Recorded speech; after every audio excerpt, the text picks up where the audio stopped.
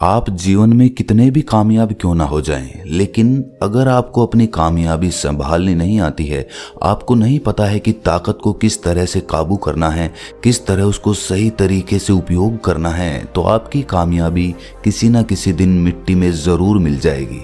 जितना ज़रूरी कामयाब होना है, उससे कहीं ज़्यादा ज़रूरी उस कामयाबी को संजो कर रखना है, उसको संभाल कर रखना है।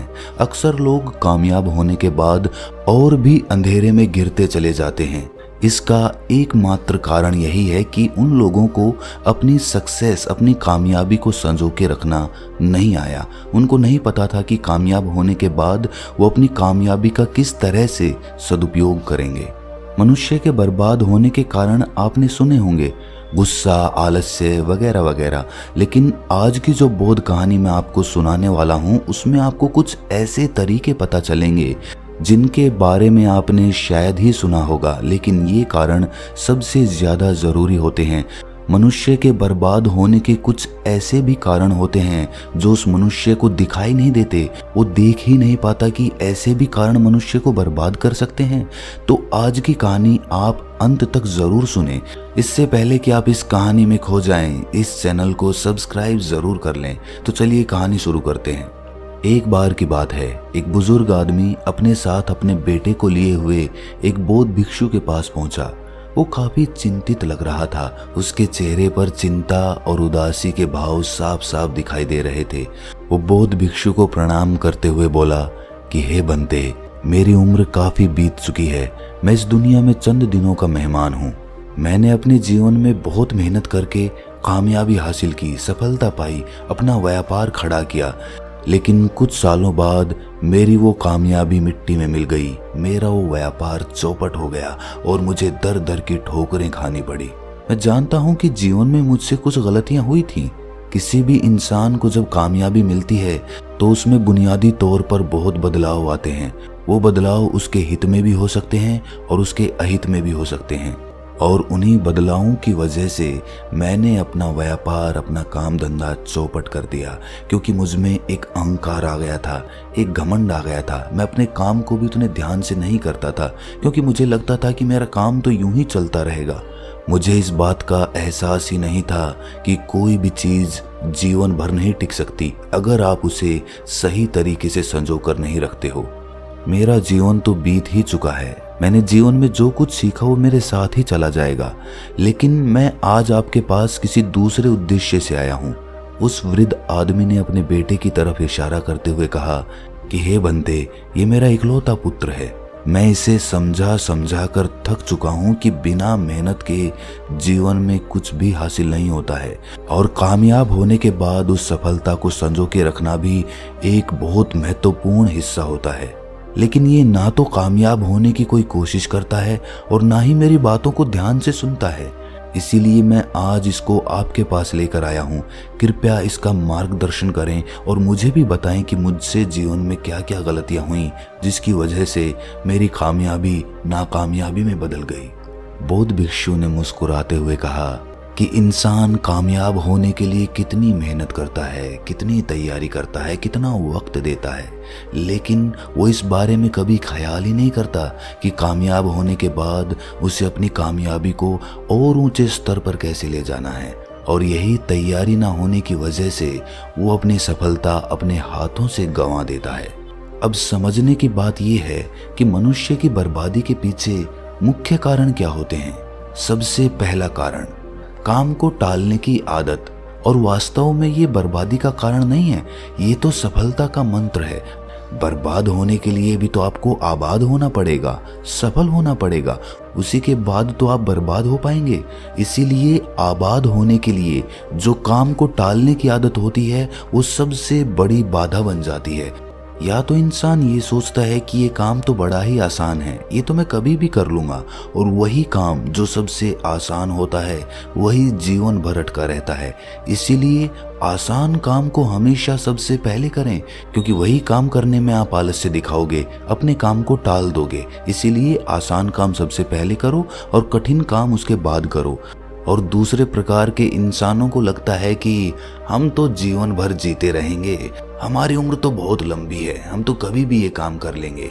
लेकिन यहाँ समझने की बात ये होती है कि हर एक सांस अनिश्चित होती है, कोई सांस निश्चित नहीं होती। क्या पता यही सांस हमारी आखिरी सांस बन जाए।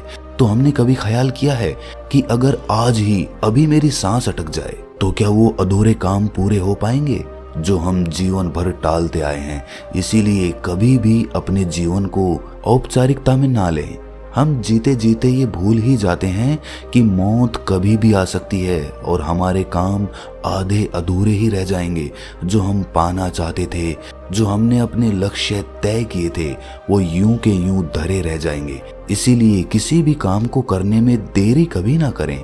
अगर आप ये काम टालने की आदत छोड़ देते हैं तो आप कामयाबी की तरफ अपना पहला कदम बढ़ा लेते हैं। अभी आप कामयाब नहीं हुए, लेकिन आपने कामयाब होने के लिए अपनी सबसे बुरी आदत को पीछे छोड़ दिया।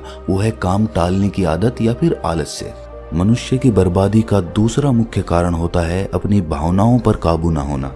अक्सर इंसान का अपनी भावनाओं पर काबू ही नहीं रहता है। वो कभी बहुत ज्यादा दुखी हो जाता है तो कभी बहुत ज्यादा गुस्से में भर जाता है और यही भावनाएं उसे जीवन के अंधकार में धकेल देती हैं। भावनात्मक होना अच्छी बात है, लेकिन भावनाओं में बह जाना आपको बर्बादी की तरफ ले जाता है।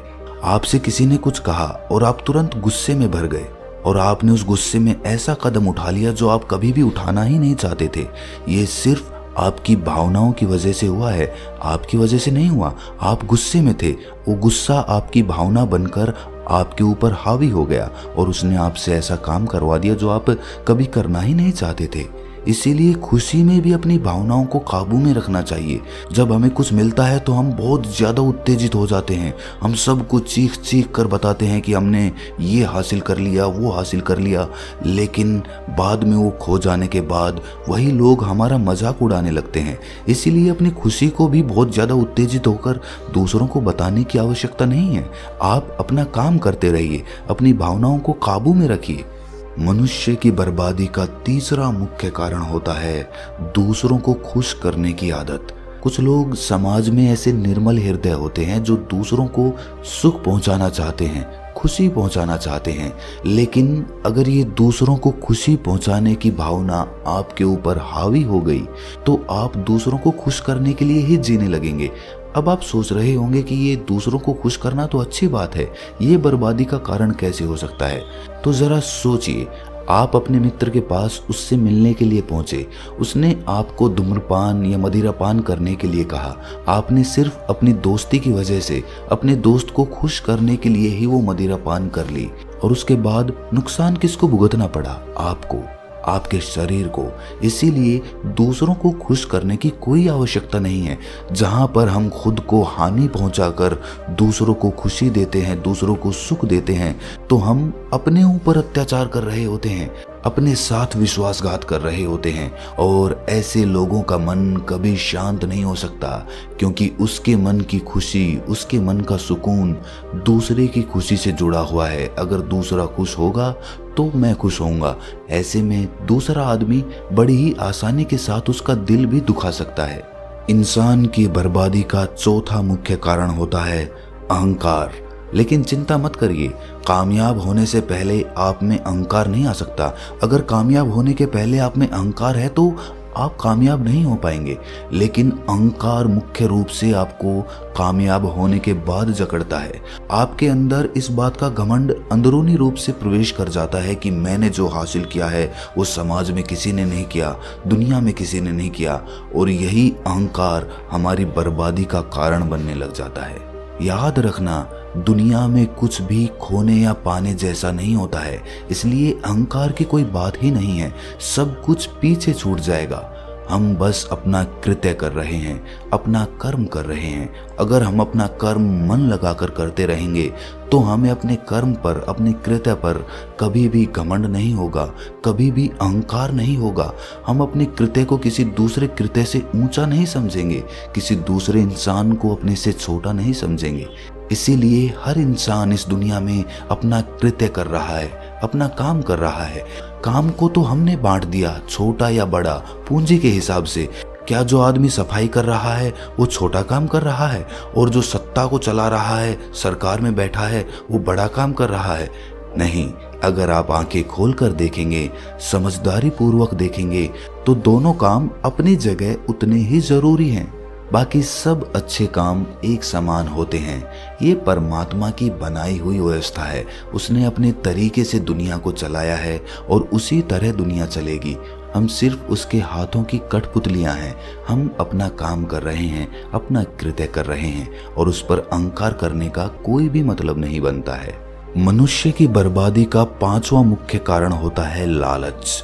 जब आदमी कामयाबी हासिल कर लेता है, धन कमाने लगता है, तो उसके मन के अंदर तरह तरह के लालच उठने लगते हैं। उसके मन के अंदर चलने लगता है कि मैं अभी और धन कमाऊं और सफलता हासिल करूं और कामयाब बनूं, और इसीलिए धन को ज्यादा बढ़ाने के चक्कर में वो लालच में फंस जाता है और वहां से वो जुए जैसी आदत में पड़ जाता है। हमने समाज में ऐसे बहुत से लोग देखे होंगे जो कामयाब हुए, लेकिन उनकी कामयाबी उन्होंने जुए में उड़ा दी। इसीलिए जो कामयाबी सही तरीके से मिल रही है उसी पर यकीन करें। जल्दी धन कमाने के चक्कर में या कामयाब होने के चक्कर में ना फंसें, वरना तो आप ऐसे चक्कर में फंस जाएंगे जहां से आप कभी बाहर नहीं निकल पाएंगे। इंसान की बर्बादी का 6वां मुख्य कारण होता है काम वासना। काम वासना से ग्रस्त आदमी ना तो अपना काम तरीके से कर पाएगा, पूरे ध्यान से कर पाएगा, और दूसरी बात, उसके घर में हमेशा अशांति बनी रहेगी। जब उसकी पत्नी को पता चलेगा कि उसका पति काम वासना का शिकार है, वो दूसरी औरतों के पास जाता है, तो जाहिर सी बात है उसके घर में लड़ाई झगड़े होंगे ही। जब आप कामयाब होते हैं तो तरह तरह के लोग आपसे जुड़ने लगते हैं, तरह तरह के लोग आपसे संबंध बनाना चाहते हैं, और अगर आप काम वासना के शिकार हैं तो आप ऐसे संबंधों में फंस जाएंगे जहां से बाहर निकलना लगभग नामुमकिन सा हो जाएगा। आपके जीवन का सुख, चैन और शांति कहीं खो जाएगी, कहीं मिट जाएगी, और आपके मन के अंदर एक तनाव बना रहेगा। हमने कितने ही समाज में ऐसे कामयाब लोग देखे हैं जो काम वासना का शिकार होके अपने घर की सुख शांति गंवा बैठे। अपनी बातें खत्म करने के बाद बौद्ध भिक्षु ने उस वृद्ध आदमी के बेटे को कहा कि देखो बेटा, तुम अभी कामयाबी के रास्ते पे चल रहे हो, तो सबसे पहली बात तुम्हें ये याद रखनी है कि तुम्हें अपने काम को कल पर नहीं टालना है। बाकी चीज़ें बाद में आएंगी जब तुम कामयाब हो जाओगे, लेकिन सबसे पहला, सबसे ज़रूरी कदम तो यही है कि तुम पहले कामयाब बनो, और कामयाब होने के बाद इन 6 बातों का ध्यान रखना, तो जीवन में तुम कभी भी निराश या दुखी नहीं रहोगे और एक अच्छा जीवन व्यतीत करोगे। श्रोताओं, हमारा काम है आपको एक रास्ता दिखाना, एक पथ दिखाना, लेकिन चलना तो आपको ही पड़ेगा। उन पे मंथन तो आपको ही करना पड़ेगा। मेरी बातों को सत्य मत मान लेना, खुद उन पे मंथन करना, खुद उन पे सोचना कि क्या मैंने जो बताया है वो सही बताया है या फिर गलत बताया है। और जैसा भी आपको लगे आप कमेंट सेक्शन में मुझसे पूछ सकते हैं या अपने भाव बता सकते हैं। तो कैसी लगी आपको ये कहानी कमेंट सेक्शन में ज़रूर बताना, और अच्छी लगी तो इस चैनल को सब्सक्राइब ज़रूर कर लेना। तो मिलते हैं अगली किसी कहानी में, तब तक के लिए अपना ख्याल रखें।